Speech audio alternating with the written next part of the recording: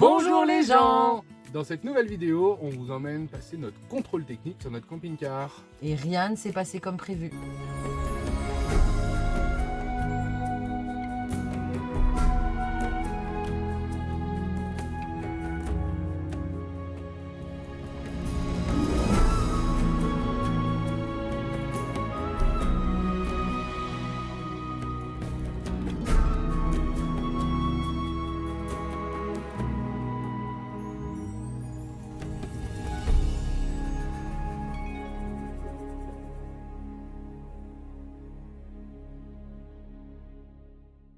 Si vous nous rejoignez par cette vidéo, nous sommes une famille avec 2 enfants qui voyageons en Europe dans notre camping-car Tadam depuis maintenant 4 ans.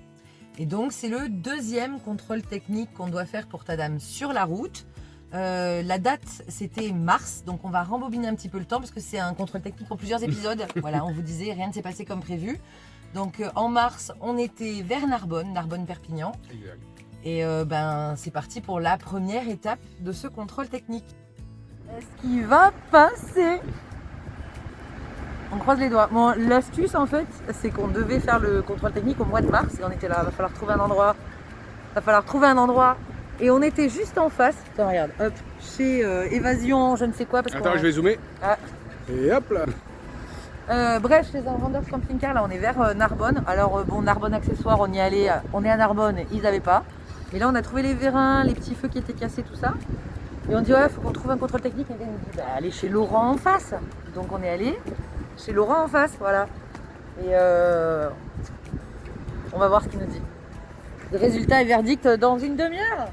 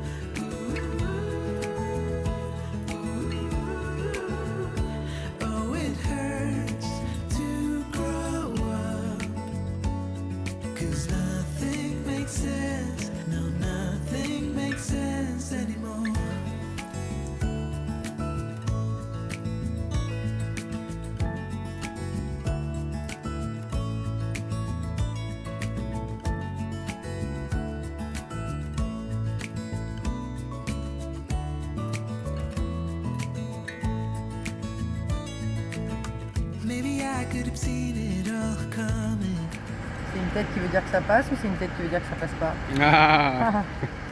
On verra. Hein. Ouais. Aujourd'hui, vidéo un peu spéciale parce que on devait passer le contrôle technique dans le mois de mars et on y allait aujourd'hui et on va pas faire durer le suspense, mais le contrôle technique ne passe pas. Au niveau du contrôle technique, on lui a montré qu'on avait des feux. Donc ici, on a racheté des petits feux. Ici, on avait bien mesuré l'anthrax entre les trous, sauf que on n'a pas fait attention derrière. Le connecteur, il n'est pas au centre. Ce qui fait que, attends, je montre.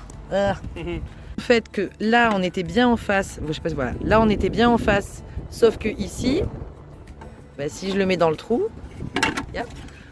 on n'est plus en face du tout. Mais comme on est au camping, Bastien, il est allé chercher la perceuse du monsieur du camping qui très gentiment te l'a prêté. Donc on va repercer 2 petits trous dans la tôle. Et puis on va pouvoir mettre les nouveaux feux. Et comme on en a cassé 2, par souci de détail, de design et pour la beauté de Tadam, on va rééchanger parce qu'il y en a un qui est cassé de ce côté et celui-là il est ok. Alors que l'autre côté c'est l'inverse, c'est-à-dire que celui qui est ici devant est intact.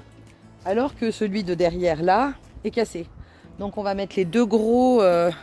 Tu veux mettre les 2 gros devant ou les 2 gros derrière? Je sais pas.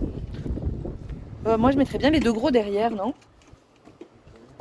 2 gros derrière, comme ça on nous voit bien les fesses. Et puis les 2 moyens devant. Voilà. Donc on a rectification. En fait celui-là il se démonte pas parce que voilà. Et comme il marche, on va pas prendre le risque de le casser. Et on va pas équilibrer du tout. Et c'est pas grave. Hein, on va mettre les neufs là où les autres sont cassés, il y a un peu de vent. Et puis ça sera bien. Qu'est-ce que t'en penses? Il m'a filé des vis auto-fourrues. C'est vrai? Moi c'est trop gentil. On le met plus à l'arrière alors. Est-ce que ça fort? Et oui. C'est bon. Est-ce que ça tient? Ah oui, c'est tiens. Le deuxième. Il est trop sympa de t'avoir donné des vis. Ouais, grave. Les gens sont sympas. Ouais, c'est sympa. Mais là, le trou, il était bon normalement. Ça va peut-être l'agrandir un peu. Hop là. Ça tient? Ça tient pas. Tiens, c'est bon. C'est la soute qui tient plus. Ah, c'est un peu la- Et là, c'est pas connecté là. Non. Faut ouvrir et connecter. On connectera après. Ouais, celui-là, il était qu'à moitié cassé. Hein. Ouais, à moitié, ouais. Il a rien dit au contrôle technique, mais parce qu'on lui a montré qu'on allait les changer. Voilà. On peut nettoyer avant pour qu'on voit pas le cracra ou non? Ouais, en même temps, on est plus à ça près. Ça, c'est cassé. Là, c'est cassé. Mais ça joue pas pour le contrôle technique. Allez, c'est parti.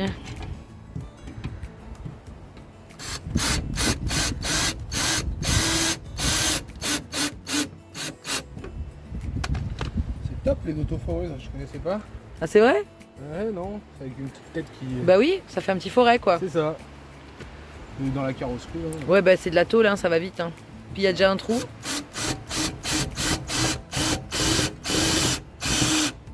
Et voilà. Ouais, bah voilà. Parfait. Mission accomplie. Allez, on rentre pour monsieur. Pour la contre-visite, ça sera quand même mieux. Ouais, c'est mieux. Allez. On a oublié de vous dire, en fait, aujourd'hui, on est en Creuse.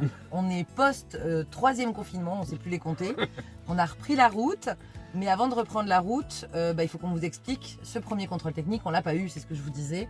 Non, alors on l'a pas eu parce que alors tout va bien, hormis deux choses, dont une Deux. qui. Oui, deux. Ah bon, je Oui. croyais qu'on avait qu'une. Celle qui ne nécessite pas de contre-visite, c'est notre pot d'échappement qu'il faudra changer, il faut faire attention. Mais ça passe. Mais ce qui ne passe pas, c'est les freins. Les freins arrière. Mm. Alors on le sait, un camping-car de 3,5 tonnes n'est jamais à 3,5 tonnes, voilà. Mais là, c'était un petit peu rédhibitoire, hein, complètement. Ouais. Ce qui est quand même une bonne nouvelle pour nous à ce moment-là, c'est que quand on passe un contrôle technique qui nécessite une contre-visite, on a 2 mois pour faire le nécessaire. Donc ce problème de freinage, juste à côté du contrôle technique, et là on l'a pas filmé, il y avait un garage Iveco poids lourd Ouais. qu'on Donc, est allé voir. Voilà. Et là, il nous annonce au minimum 3 semaines de délai et rien que pour aller vérifier ce qui se Démonter. passe, Ouais. démonter les pneus arrière, etc. Il nous annonce plus de 200 €. Et il n'a pas encore fait le devis pour savoir s'il y a quelque chose à changer.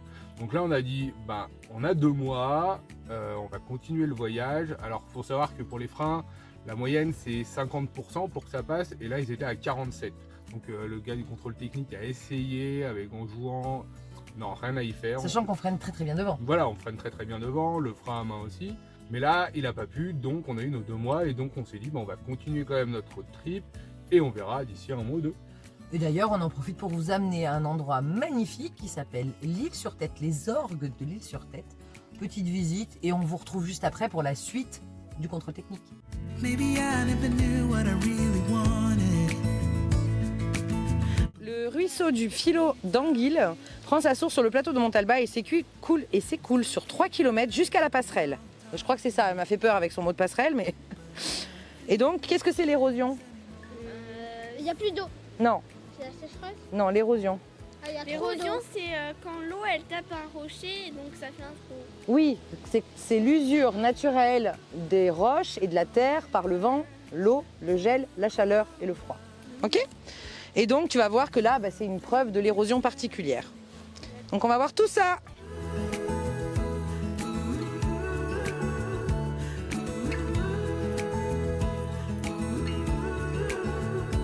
Oh, it hurts to grow up.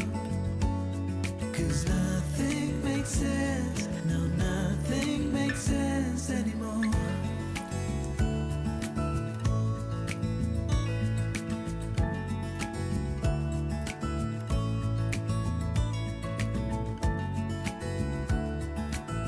On va visualiser, tu vois ici, c'est ça, puisque nous on est là.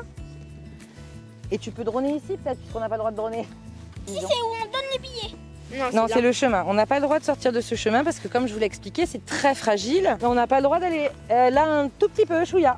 Parce que si tout le monde y va, bah, après ça disparaît. C'est un château de sable en fait. Donc on peut venir ici. Oui, on peut venir ici, on va le faire. En fait, regarde, là ici c'est la crête de l'ancienne montagne avant qu'elle soit mangée par l'érosion. En fait, ici tout ça c'était plein, ça faisait une montagne pleine. Ah d'accord. Ici on voit bien l'ancien dessin de la montagne qui a été ensuite érodé et qui est devenu ce site incroyable.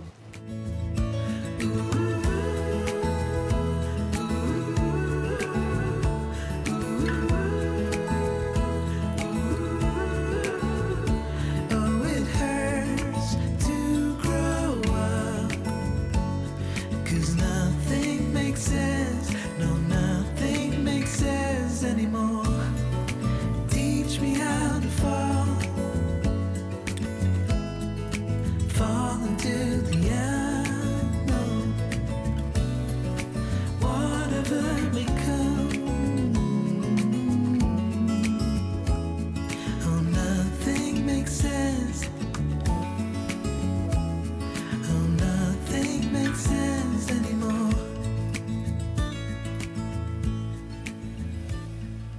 Oh, c'était vraiment cool cette balade. Hein.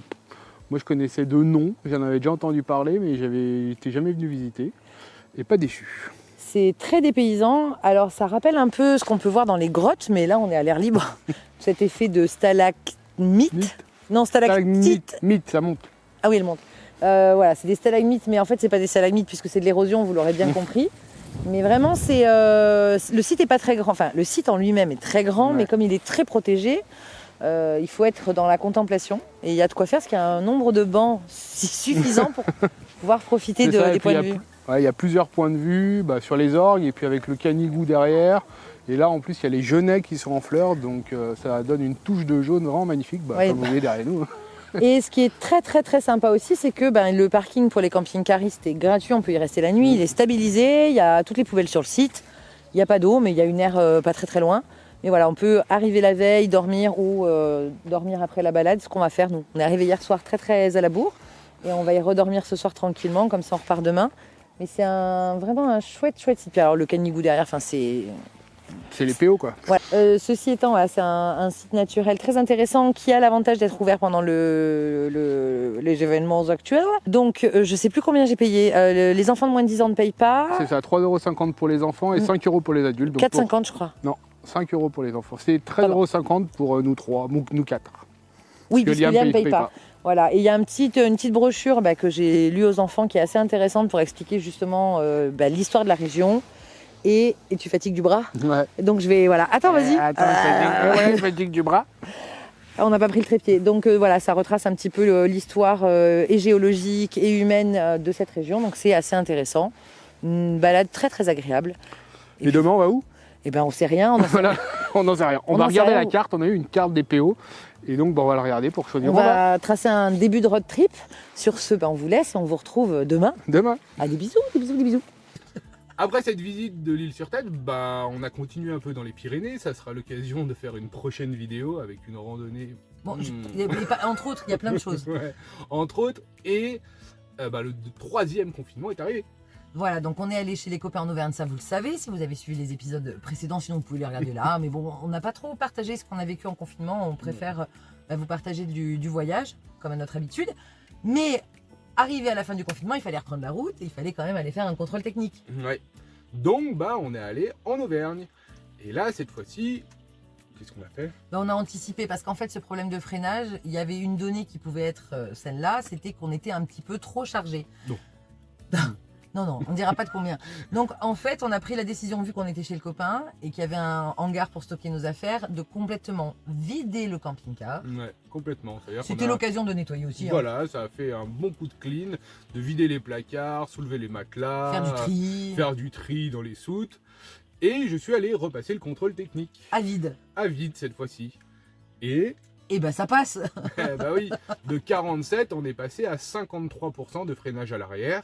Et on avait enlevé quelques kilos, on va dire. C'est ça, on a enlevé, on l'a vidé. Après, on l'a rechargé avec moins de choses quand même, du coup, parce que pour des raisons de sécurité, mais on est quand même obligé d'avoir nos bouteilles de gaz, notre plein d'eau, voilà. Hein. Alors, il faudra quand même aller qu'on fasse vérifier ça courant du mois de juin. On a prévu ça avec d'autres travaux un peu sur Tadam. La personne du contrôle technique m'a dit que c'était peut-être juste le répartiteur de frein arrière qui n'envoyait pas assez de pression à cause un peu du poids. Il faudrait que j'aille faire régler ça chez un garagiste poids lourd. Sachant qu'il n'y a vraiment aucun danger pour nous, ni pour les enfants, ni pour les autres usagers de la route, puisque de toute façon on roule pas très vite du tout. Bien en deçà de ce qui est autorisé, et tu anticipes vraiment sur les distances de freinage. Et évidemment que comme personne, on est comme tout le monde, comme personne, on n'est pas à l'abri d'un accrochage ou de quelque chose, mais ça serait pas dû à ça. Donc il n'y a vraiment pas de mise en danger, sinon évidemment on le ferait pas. Non, bah non. Faut être clair. Mais voilà, on va quand même aller faire vérifier, puis on a d'autres choses à faire vérifier sur Tadam, donc ça lui fera pas de mal de faire un petit check-up. Ouais, mais au moins on a le papier en règle, puisque il fallait qu'on le fasse avant le, je sais plus quelle date on est. Avant le 11 mai, il fallait qu'on le fasse. Voilà, donc c'est fait, et ça a permis qu'on puisse reprendre la route, là, à la fin du confinement. On part Creuse, Auvergne, on va rester un petit peu dans ces environs-là. Mais on a encore de belles vidéos à vous partager, parce que on avait fait plein de choses avant. Donc restez avec nous pour la suite des épisodes. Si vous voulez suivre nos aventures en direct, vous pouvez nous suivre sur Instagram, sur Here We Are World. Je vais le noter là. Ouais, ça sera mieux. Comment tu dis? Here We Are World. Ah, toi tu le dis bien. Ouais. Ouais. Ceci étant, si vous avez aimé cette vidéo, On like les likes. Et vous pouvez vous abonner sur YouTube si ce n'est pas déjà fait. Et puis dites-nous en commentaire si vous aussi vous avez eu votre contrôle technique ou si vous avez déjà eu des petits soucis de contrôle technique. Voilà, c'est tout pour le moment. On vous dit à très vite dans la prochaine vidéo. Des bisous. Qu'est-ce qu'ils peuvent bien se raconter pendant des heures? Des heures, je vous dis. Ils ont encore des trucs à se dire. Et en même temps, ils disent qu'ils se supportent pas. Il fait quoi là? Il enregistre tout seul parce que j'ai fait un truc? Ah oui, c'est possible les gars. Attends, ça filme. Ouais, parce qu'on a fait ça. Il est vachement bien ton téléphone. Tu veux dire bonjour Daphné? Bonjour.